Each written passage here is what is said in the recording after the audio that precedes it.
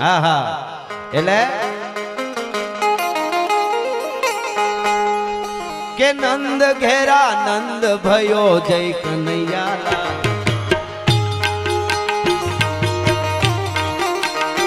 અને એની સાથે સાથે આપણે લાઈટ બધા ફોક્સ લાઈટ ચાલુ કરી દઈએ આપણે ફ્લેક્સ એટલે એક દીવડા અને બધા ઊભા ન થતા પાછળ બેઠા નહીતર બધું આખું અસ્તવ્યસ્ત થઈ જશે પાછળ બેઠા બેઠા તમે અને એમની આરતી પણ આપણે એની સાથે